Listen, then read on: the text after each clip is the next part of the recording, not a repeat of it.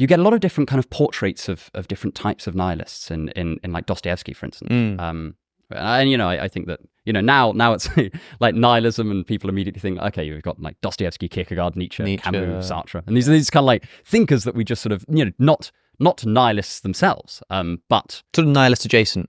Well, most of them are kind of tackling the problem of nihilism. Yes, kind of.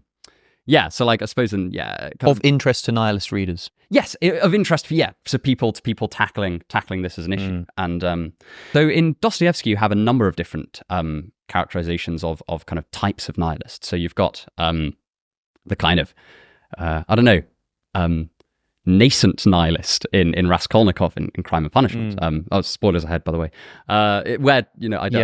We'll have expertly time-stamped our sections. So if you haven't read these wonderful novels, then because they are worth reading, they're very, very good. I mean, it's hardly my most controversial take, but you feel free to skip ahead if you don't want to hear. You don't want to hear about the contents of these novels. And Raskolnikov is kind of toying with the idea of nihilism in both this kind of social reformist sense or social revolutionary sense, arguably, and also from a kind of philosophical level. He is at least mostly an atheist, and he also subscribes to this idea that without God, at the very least, if there is no morality, if there is a morality, then there are far more avenues for the directions that morality can take. So, like in one of the fictional articles he's written, he argues that there are two types of person. There's like, the kind of person that can't really break free of their conscience, and then these like extraordinary people that can break free of their conscience, like Napoleon. Yeah. And he admires this. Yes, yeah. And he kind of and the entire book is arguably just like a complete, devastating criticism. Well, I think it's probably supposed to be, but I remember thinking that like, you could read it in two ways. I mean, Raskolnikov tries to become this Napoleon-esque figure. And the thing he admires in him is much what you might admire in someone like Diogenes, this sort of, there is this sort of agreed upon morality. Some people are able to step over it or step above it, whatever it is he says. Yes. And it's these people who he's like obsessed with this idea of stepping over morality and doing what you sort of want to do or what you think is right for you.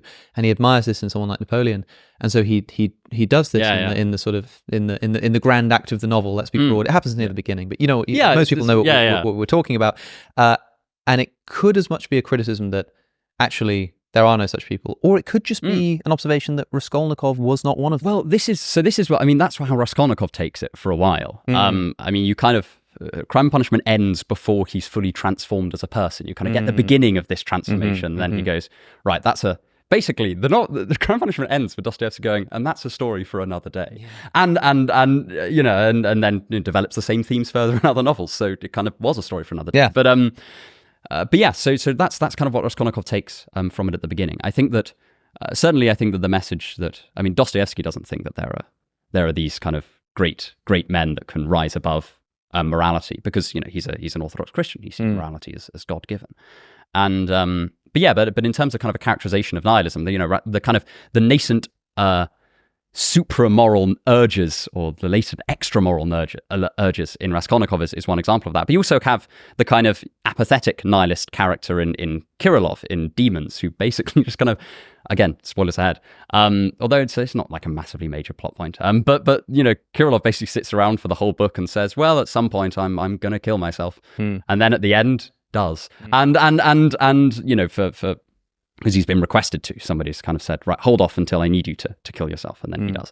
And and that's a very different kind of nihilism. And then arguably you've also got some out and out nihilistic characters like Svidrigailov in Crime and Punishment, where he just kind of until his final moment where he also has a crisis that leads to him killing himself. There's kind of a theme here, but he basically just doesn't consider morality in this kind of like very like horribly innocent way, like right, it just doesn't strike him as something like there's this sense of confronted with a moral reason, he just kind of goes, I don't know what to tell you, I just don't see why I should care. Like, and it's fascinating to see nihilism and specifically moral nihilism emerge practically in a character where he's not like grumpy. He's arguably the most cheerful character in the novel, and he's just like, oh yeah, no, I do like horrible things, but Would you like a drink? And it's which I think is a really interesting choice.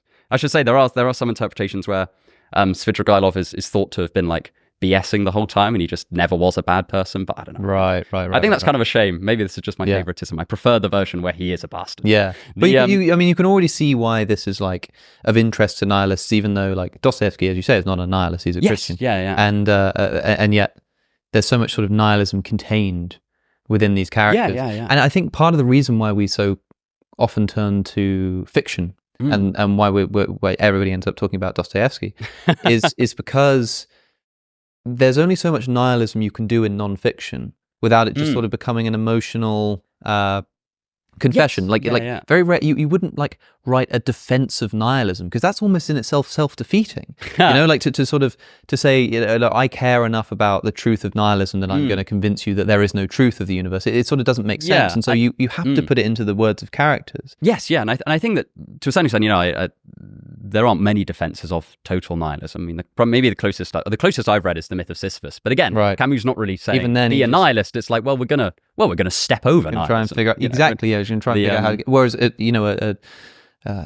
rather than just trying to figure out how to get out of it, a character in a book, you can have them just they just killed themselves. Yeah, there it is. Done and dusted. Like in a way that an author who themselves is the nihilist couldn't just sort of kill themselves and then live to tell the tale. Right? Yeah. It doesn't work like that. So you kind of have to fictionalize it. And there are all these kind of mental states associated with aspects of nihilism. So to go back to this kind of idea of broken promises, you were going to be immortal, now you're not, and there was going to be morality, and now there isn't. There's going to be a God, now there's not. Yeah. What are you going to do? There's this. I think that to take another kind of contrast reactions and draw upon Dostoevsky a bit more. The one of the often thought reactions that a lot of people have to this is like resentment, and this comes up a lot in various different ways. So. In Dostoevsky's character of the underground man, he just kind of is like the book begins with him being like, I'm a sick man, I'm a wicked man, I'm an unattractive man. I think there's something wrong with my liver. I think there's something wrong with my liver, but I don't know. This is Notes from the Underground. Yes, Notes from the Underground. And yes, and so there's this kind of resentful spirit going through the whole thing. And this idea of resentment was then picked up by Nietzsche, who read Notes from the Underground in French. And I don't know if that predated his own thoughts on resentment, but it certainly influenced them. And then, for Nietzsche, resentment is a much more broader kind of personal motivation for people. To watch the full conversation, click the link on your screen. If you want to support the channel, subscribe to my Substack at alexoconnor.com. Thanks for watching, and I'll see you in the next one.